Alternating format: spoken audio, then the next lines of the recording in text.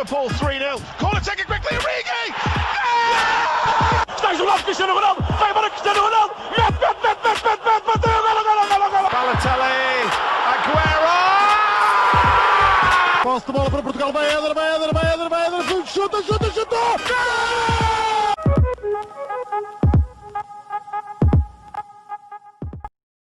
Sejam muito bem-vindos a mais um episódio do nosso podcast, o Spanenka.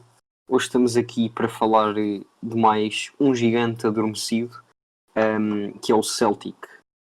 O Celtic foi fundado a 6 de novembro de 1888, por isso tem 131 anos, e é dos clubes mais conhecidos por toda a Europa, tendo também, e se calhar um dos pontos mais altos da sua história, ganho a Champions League em 1967.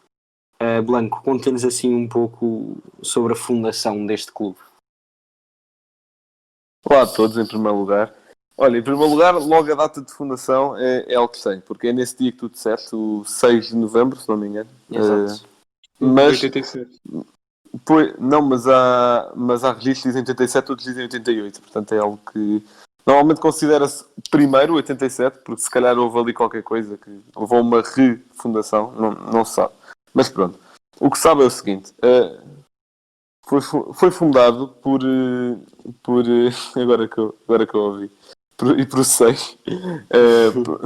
pronto, foi fundado na igreja de St. Mary, porque, pronto, como sabem, o clube é um clube católico, é um clube de cariz católico que rivaliza com o Rangers, por isso mesmo, por o Rangers ser protestante ou anglicano, por aí. Foi fundado por um irmão marista, e começou por ser um projeto de alívio à pobreza no leste de Glasgow. Quem é que vivia no leste de Glasgow? Eram os imigrantes irlandeses, porque já na altura havia uma grande confusão política na Irlanda e até mais tarde lá conseguiram a independência, acho que em 1917, mas os imigrantes saíam todos para os países vizinhos à procura de melhores condições de vida e eram muitas vezes mal vistos pela sociedade. Em primeiro lugar por serem católicos, porque a maior parte da Escócia era protestante, e em segundo por serem pobres. Pronto, lá está, se saem do país é por não terem muitas condições de vida. E essa forma de eles serem mal vistos até os leva a terem piores salários. Pronto, e esta é a história da fundação que começou assim sendo contrária à do Rangers, começou com um grupo de protestantes ricos a fundar um clube para se divertir. Isto aqui era uma espécie de tentativa de melhorar a imagem dos irlandeses. Rodrigo? Bem, ainda bem que o Blanco... Olá a todos, desde já. Ainda bem que o Blanco falou do Rangers, porque foi precisamente o primeiro jogo do Celtic, foi frente ao Rangers. E os riquinhos levaram uma abada, não. Perderam nos penaltis. O jogo foi disputado no antigo estádio do Celtic, chamado Celtic Park, no dia 28 de maio de 88. Portanto, se tivermos em conta o ano de 87 como fundação, foi mais ou menos... Não foi um ano, mas foram 8 meses até se fazer um primeiro jogo. Se tivermos em conta 88, o clube ainda não tinha sido fundado, portanto é um bocado estranho, por isso preferi ir pelo ano de 87 como fundação. Mas pronto, o Celtic usava no equipamento o símbolo do catolicismo, que é a Cruz de Cristo, e venceram o Rangers por 3-2 nos penaltis. O primeiro jogador a marcar pela história do Celtic foi Neil McCallum, e entrou assim para a história do Celtic. E de notar que já nesta altura havia empréstimos, porque muitos jogadores eram emprestados do Hibernian. Nunca ouvi falar, mas acho que era um clube escocês. Bem, aqui contando também um pouco deste início de história do Celtic, uma das principais figuras foi William Patrick Malley, mais conhecido como Willie Malley. Nasceu em 68, ainda foi jogador no Celtic entre 1888 e 1897, mas destacou-se, obviamente, como treinador do Celtic a partir de 1897 até 1940. Ou seja, esteve à frente do Celtic em 43 anos e ganhou 30 títulos pela equipa da Escócia. Por isso foi, digamos que, a figura mais conhecida deste início de história do Celtic e continua ainda a ser provavelmente a principal figura do Celtic. Depois da figura, Willie Melly, passamos para outra geração. Jock Stein foi outra das principais figuras deste Celtic, começando ali se calhar nos anos 50, onde foi jogador de 51 a 57, mas depois novamente, e tal como o treinador anterior, destacou-se ainda mais na posição, entre aspas, de técnico da equipa entre 1968 a 1978. Ganhou muitas coisas, se calhar a principal foi a Liga dos Campeões em 67, mas Blanco, como é que foi esta passagem de Jock Stein pelo Celtic? Se tivesse por um adjetivo, seria vitoriosa. Ele teve 13 anos no clube, assumiu em 1965, isto já só como treinador, e lá no meio, para além da gloriosa Champions, conquistou 10 campeonatos escoceses, 8 taças da Escócia e 6 taças da Liga Escocesas. Falando um pouco da final da Champions, pronto, foi vencida no Jamor, cá em Portugal, por 2-1 frente à Inter, e essa geração, esse plantel, é conhecida como os Lisbon Lions, ou Leões de Lisboa, existindo até uma arquibancada no estádio do Celtic com esse nome, dedicada a esse feito. Portanto, sim, Jock Stein foi um treinador extremamente vencedor no Celtic, com essa mentalidade. Uma curiosidade também sobre essa final é que todos os jogadores do Celtic eram escoceses e todos nascidos nas imediações da cidade de Glasgow. Portanto, essa questão da identidade também foi algo muito importante. E depois de Jock Stein só saiu no clube em 78. Acho que há uns registros de poucos jogos que ele fez no Leeds, mas depois assumiu a seleção escocesa, onde ficou até 85. Rodrigo, é difícil decidir se calhar quem foi o melhor treinador, se Jock Stein ou William Melly. Olha, o Melly, claramente o mais vencedor da história e talvez o treinador que mais tempo esteve num clube. Agora o Stein ganhou a Champions, portanto é assim algo que conta muito no currículo, e também é por causa disso que estamos a falar hoje do Celtic. Já ia dizendo Rangers, não sei porquê. Mas pronto, sim, foi. Eu não vi o jogo, obviamente, mas a verdade é que venceram a Inter, que era das primeiras equipas na altura que trazia jogadores estrangeiros, daí se chamar Internacional, por causa disso mesmo, e vencerem cá em Portugal também é muito bom. Nota que nesse mesmo ano em que venceram a Champions, ainda jogaram a Taça Internacional contra o Racing. Eles que venceram venceram na Escócia por 1-0, mas depois acabaram por perder por 2-1 na Argentina. Mas o Celtic também ainda chegou àquilo que agora é a Liga Europa, mas perdeu por 2-1 no San Siro frente ao Feyenoord. Portanto, acho que o Celtic sai bem em território português. Uma curiosidade em relação a essa final é que, agora lembrei-me e tinha pesquisado sobre isto, era que por um triz o Eusébio não estava nessa final, porque ele já tinha tudo isso é uma história bastante conhecida, ele já tinha tudo acertado com a Inter em 1966, um ano antes, só que depois a Itália, nesse mesmo Mundial em que o Eusébio faz, pronto, que em Portugal fica em terceiro, com grandes exibições do Eusébio, nesse mesmo Mundial a Itália sofre uma goleada da Coreia do Sul, se não me engano, e de tal forma também já tinha dado muito trabalho a Portugal. Sim, de tal forma que Itália e a Federação se sentiram tão humilhados que proibiram a contratação de mais jogadores estrangeiros. Portanto, os únicos estrangeiros que estavam na Inter eram os que já estavam, e o Eusébio já tinha tudo certo, só não foi por causa disso. Portanto, se calhar não sabemos como é que teria corrido esta final se o Eusébio tivesse um plantel. Esta final também, digamos que é conhecida minimamente pelos portugueses por ter sido jogada em Portugal, não é? Não houve assim tantas.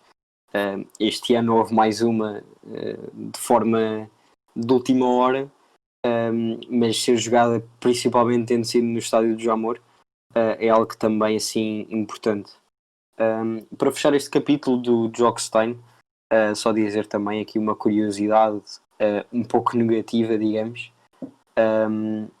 Ele depois de sair do Celtic foi treinar a Escócia e morreu num jogo contra o País de Gales. Morreu em campo, entre aspas, morreu no banco, porque começaram, digamos, à pancada os jogadores e, segundo o que dizem, o seu coração começou a bater demasiado forte e morreu de ataque cardíaco. E depois aqui uma curiosidade é que o seu sucessor foi Alex Ferguson, um treinador ainda desconhecido na altura. Sim, um treinador ainda desconhecido na altura, mas que depois vai-se a provar o que todos nós conhecemos. Depois desta época, estas várias épocas de Jokstein, se calhar poderíamos já passar para Martin O'Neill, um ex-jogador do Celtic, Blanco. E ele, digamos, é de uma geração bastante mais avançada do que estas que temos andado a falar. Conta-nos um pouco sobre ele. Bem, o O'Neill assumiu o Celtic depois da década de 90, que foi uma década muito negativa para o Celtic. O Celtic, nessa década, e o Celtic já tinha assumido o estatuto de um dos gigantes da Escócia. Portanto, o Celtic nessa época conquistou apenas 3 títulos, se não me engano, 2 campeonatos escoceses e uma taça. Esse tal Brian O'Neill, assume o Celtic. Não, olha, ganhou, foi a taça escocesa, a taça da Liga Escocesa e um campeonato, ao menos variou pelas três competições da Escócia. Pronto, exatamente. Já fiquem então corrigido a coisa. O'Neill assumiu o Celtic no início dos anos 2000 e trouxe de volta esse prestígio ao clube. Aliás, transformando até o próprio estádio do Celtic numa incrível fortaleza. Eles tiveram uma sequência invicta de jogos em casa de 77 jogos entre 2001 e 2004. Sendo que lá pelo meio venceram em casa só clubes como Juventus, Porto, Valência e Barcelona. Tranquilo. Entretanto, também chegou, se não me engano, em 2013 à final da Taça UEFA, onde perdeu com o Porto. Mas o importante é que reestabeleceu aquela mística do Celtic, que durante a década de 90 perdeu-se bastante. Tal como acontece com a maior parte dos clubes gigantes, há altos e baixos, tal como acontece com o Sporting há algum tempo. Rodrigo, assim, alguma coisa sobre este treinador? Olha, a verdade é que ele voltou, como o Blanco disse, voltou a encher o estádio, mas talvez o Blanco talvez não disse a dimensão do estádio, que são 60 mil pessoas. Ou seja, mais ou menos a dimensão do Estádio da Luz sempre cheio. Portanto, não imagino o inferno que lá seria. Mas olha, eu queria recuar um bocadinho antes, até antes dos anos... Acho que exatamente, nos anos 90. A verdade é que eles tiveram lá lendas a treinar, como por exemplo o Douglas, Kenny Douglas, agora fiquei baralhado. Atacante do Liverpool, pronto. Exatamente. A lenda escocesa do Liverpool também esteve lá a treinar e que também não teve assim muito sucesso. E teve de ver o Martin O'Neill, que tinha sido campeão europeu pelo Nottingham Forest, para o clube. Mas não sei se foi nesta época que eles tiveram o Larsson como jogador. Ele que viria a ser jogador do Barcelona, o sueco, o ponta de lança. Não sei se foi nesta altura, se foi antes. Mas a verdade é que o Celtic foi capaz de chamar alguns nomes sonantes, como o Henrik Larsson. Uhum. Deixa-me só dizer uma coisa que eu tinha-me esquecido de mencionar quando estava a falar da final da Liga Europa. É que, com esta final da Liga Europa, os fãs do Celtic ganharam bastante reconhecimento internacional. E isto porquê? Porque fãs do Celtic, deslocaram 114 mil fãs do Celtic a Sevilha, para o Porto Celtic. Uhum. Sendo que, a maior parte dele, basta ver pelo número, nem entrou no estádio, mas foram 114 mil adeptos a Sevilha. Sim, o estádio foi dividido, como costuma ser nas competições europeias, 30 mil Sim. aproximadamente, ou o que for. A final foi de Sevilha, por isso não sei bem a capacidade do estádio. Mas sim, foi dividido entre os adeptos do Porto e do Celtic. Sim, claro, como acontece em finais europeias, mas invadiram totalmente a cidade. Sim, De tal- sim. E tiveram um comportamento tão bom, mesmo sendo imensos, que ganharam nesse ano o Fair Play Award da FIFA. Olha, dá para se portarem bem, já viste? Exato, ao contrário dos ingleses, Aham. dos holandeses e dos E é bem que eu turcos. esqueço os turcos.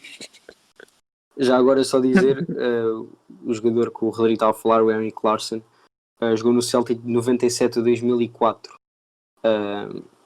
Por isso, Portanto, ainda apanhou aquela fase sim, final sim. ainda má, mas também apanhou esta nova geração.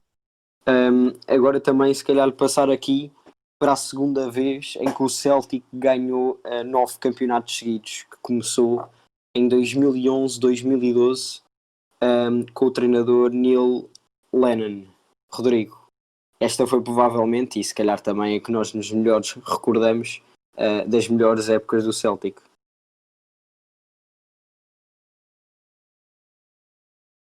Sim, foi o início de uma hegemonia, aquilo que o Benfica quer há algum tempo, mas ainda não conseguiu.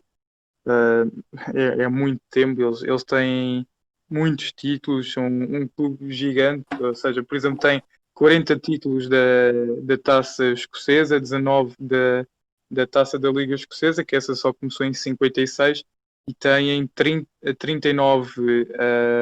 51, peço desculpa, campeonatos escoceses. Se não são a equipa da Europa com mais campeonatos, não sei quem é, mas é impressionante esta hegemonia que foi criando, e o Celtic tem um bom plantel. Se não me engano, esta época estão na Champions. É normal eles estarem na Champions. Mas vamos ver se conseguem dar continuidade. O Rangers Estás a falar está... desta época, tipo 19-20? Exato. Não, 2021. Isso, sim, agora. claro, 2021. Eu acho que eles foram aos playoffs, mas perderam, acho que foi com o Midland. Eu acho que... É capaz. Sim, é verdade, porque a Liga Escocesa não tem entrada Sim, direta. eu acho que eles perderam com o Midland. Sim, é impressionante, mas acho que o Celtic agora tem de se pôr a pau, porque a verdade é que o Gerrard está a fazer um grande trabalho no Rangers, está a reconstruir, já conseguiu bater de frente, por exemplo, com o Porto. Acho que até chegou a vencer um dos jogos, não foi? Sim, eles venceram lá, na Escócia. Exatamente, portanto, o Lampard, o Gerrard está a mudar o Rangers, e o Rangers também eliminou o Braga da Liga Europa. Portanto, acho que têm de ter cuidado se quiserem ganhar o 10º título. Blanco. Olha, nós também às vezes nos perguntamos muitas vezes porque é que o Celtic também já não luta por Champions ou por muitas competições europeias. Eu acho que o facto de estarem na Liga Escocesa também contribui um pouco, porque nota-se a pouca competitividade do campeonato. Claro. Para já, o último campeão que não foi nem o Celtic nem o Rangers foi 84-85 o Aberdeen. Com que treinador? Ferguson. Exatamente. Ferguson. Que depois assumiu a seleção da Escócia. E entretanto, o Celtic já vai com 9 campeonatos seguidos. Também beneficiou, entre aspas, de que o Rangers tivesse sido rebaixado para a 4ª divisão devido a problemas financeiros, acho que em 2012. E em 2016 lá voltaram para a primeira divisão. Mas é óbvio que não estou a querer tirar mérito, mas pronto, também foi um fator. Outro fator, para além da pouca competitividade do campeonato, é o aumento da competitividade exterior, que na altura muitos clubes ainda não se tinham assumido como gigantes na Europa como agora são. Como o United, o Arsenal, até o Real Madrid e o Barcelona já eram. Aliás, o Real Madrid foi desde o início da Champions. Aliás, começaram com 5 campeonatos de Champions seguidos. Até o Atlético foi crescendo, vários clubes, hoje até o Leipzig que chega a uma final de Champions, uma meia final de Champions. É interessante teres metido aí pelo meio o Arsenal, mas pronto. Estou a falar, sim, porque o Arsenal tem muito mais conquistas dentro da Inglaterra, nunca ganhou uma Champions, mas também, pronto, aumenta a competitividade. E outra razão, pelo menos, isto eu vou especular, e a última razão é, tal como acontece em Portugal, como a Liga Escocesa não tem o mesmo prestígio das outras, é o desejo de alguns jogadores irem para campeonatos maiores, certo? Por acaso, atualmente o Celtic até tem um plantel recheado de estrelas. Tem o Edward, o ponta de lança, o Karamoko Dembélé, a promessa, tem o Forrest, que é o médio que eu também gosto muito, médio direito, McGregor, que é o médio centro, que também acho brutal, acho que é um box-to-box espetacular, o Ayer, que é o central, o Nicham, que também é médio, e o Duffy, emprestado do Brighton, até tem bastante estrelas no plantel atual, mas tirando o Duffy, que não está ligado contratualmente ao clube, estes jogadores já foram muito apontados ao exterior. Aliás, até o Edward, se não me engano, esteve apontado ao City, vagamente nesta janela. Pronto, daqueles começou a despontar rumores. com 16 anos, por isso. Sim, exatamente. Pronto, daqueles rumores que aparece tipo uma ou duas vezes, assim, no meio do mercado, não tem nada que fazer, pumba, apontam este. Mas dá para ver a qualidade do plantel do Celtic. E pronto, e é humano os jogadores querem passar para um campeonato maior, só que isso também prejudica um pouco o clube. Não em termos financeiros, mas em termos competitivos. Claro. E isso depois também, tendo em conta que é a seleção nacional e os clubes desse país que fazem com que, neste caso a Escócia, possa subir no ranking, é difícil, porque a Escócia, digamos, não tem uma grande seleção.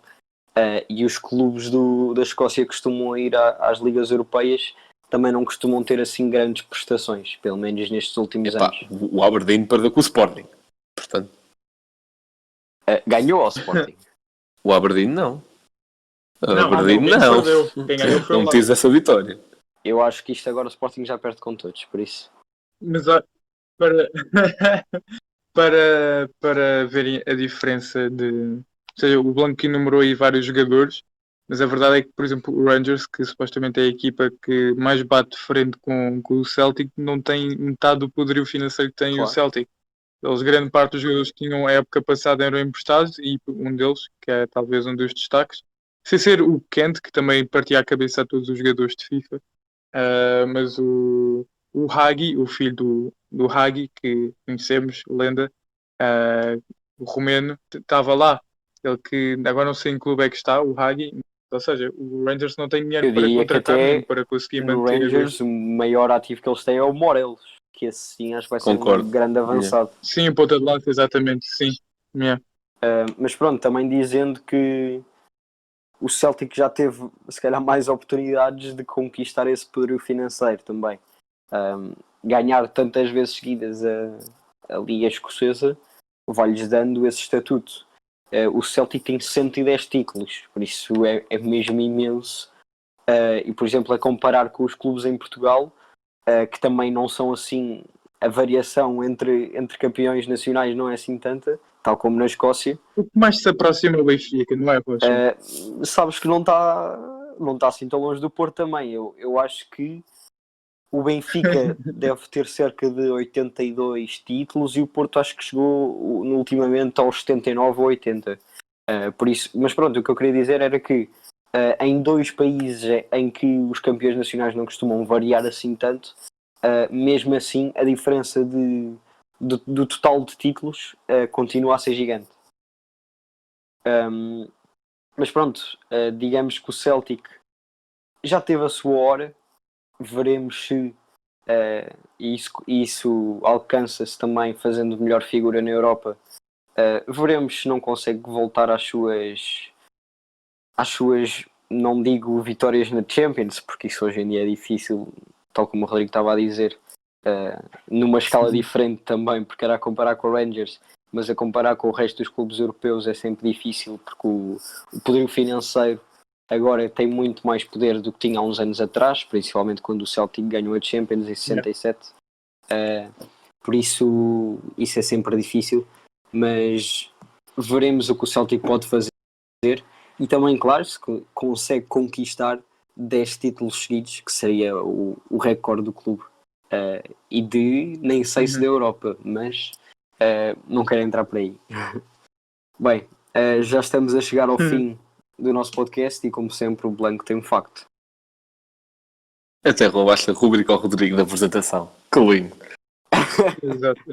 Bem, não, mas o facto é o seguinte. Como nós já fomos dizendo ao longo do podcast, o Celtic e o Rangers têm uma grande uma grande rivalidade religiosa. Celtic, defensor da Igreja Católica, e o Rangers, da Igreja Protestante. E anglicana, às vezes. Aliás, na arquibancada do Celtic é muito comum ver-se bandeiras com o Papa, e na do Rangers é muito comum ver-se bandeiras com a cara da Rainha de Inglaterra. Portanto, é esta curiosidade. Aliás, essa diferença religiosa até leva também a uma diferença política, porque os adeptos do Celtic defendem a independência da Escócia e do Reino Unido, e os adeptos do Rangers não querem a saída do Reino Unido. Por exemplo, esta rivalidade religiosa já levou a episódios insólitos, como em 2006 um guarda-redes do Celtic no estádio do Rangers fez a sinal da cruz, o estádio foi abaixo, esquece. Aquilo isto antes do jogo, ainda nem tinha havido jogo, já tinha. Foi de uma forma super discreta, não foi provocação. Ele chegou à baliza e tal, meteu a toalha, fez sinal da cruz. Os adeptos daquela arquibancada começaram a berrar de uma forma. Isso foi de tal forma algo que abalou a liga que até a própria federação puniu o jogador por ter feito a sinal da cruz. Ele foi punido, foi algo pequeno. Pronto, simbólico, algo de então, mas quando dizer. os estrangeiros vão lá também são punidos, fizeram o sinal da cruz, é que então os brasileiros estão a fazer isso toda a hora. Não, eu acho que isto deve ser uma coisa mais implicar com o Celtic, né? É óbvio que se os estrangeiros forem lá também não devem ser muito bem vistos, mas tenho certeza que isto é mais para implicar com o rival. Mas o facto em si é o seguinte: devido a esse episódio do guarda-redes em 2006, se não me engano, o Celtic e o Rangers uniram-se para formar a Old Firm Alliance. Old Firm é o nome do clássico entre eles. E esta Old Firm Alliance é um movimento pela tolerância religiosa cujo principal objetivo é educar crianças nesse âmbito. E pronto, este é o facto. Olha, ao menos criaram uma boa coisa. É das poucas vezes que eles se uniram para alguma coisa. Mas estes episódios até já tinha havido na década até de 90, se não me engano, um avançado que agora já não me lembro, que tinha trocado, pronto, tinha saído do Celtic, teve uma passagem qualquer noutro clube e depois foi para o Rangers. E esse avançado era católico, foi o primeiro jogador católico do Rangers. Pronto, ele recebeu imensas ameaças de morte, nem vivia em Glasgow porque, não podia. Senão, adeus. E só que ele, no primeiro jogo contra o Celtic, faz o gol da vitória. E aí passa a ser odiado pelo Celtic e amado pelos Rangers. Aí pronto, recebeu menos ameaças de morte e tal. Continuava a não gostar que ele fosse. Não, começou a receber do outro lado. Não, é que quando ele assina pelo Rangers, ninguém gosta dele. Nem os do Rangers por ele ser católico, nem os do Celtic por ele ter traído o Celtic, né? Portanto, ficam até com dois factos. e também. E o Rocha deu que era o original durante o podcast. Pois o Blanco, como não diz os factos para ser mais interessante e nós não estávamos à espera, eu disse um dos factos que o Blanco tinha à espera. Mas pronto, era eu tenho um reserva. Era aquele do Stein ter morrido no banco. Bem, chegamos ao fim de mais um episódio. Esperemos que tenham gostado. As votações para o Prémio Pods também já estão a fechar, mas se quiserem ir lá votar, estou sempre à vontade. Acabam dia 15, se não me engano. Portanto, pronto. Até lá vão lá e spamem aquilo, faz favor. O episódio sai dia 12, por isso ainda tem 3 dias. Portanto, obrigado por terem ouvido mais um episódio e até à próxima.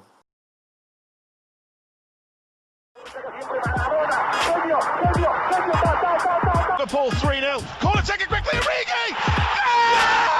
Está jogado Cristiano Ronaldo, vai para Cristiano Ronaldo, mete, bateu, golo. Balotelli, Aguero! Posse de bola para Portugal, vai Éder, chuta!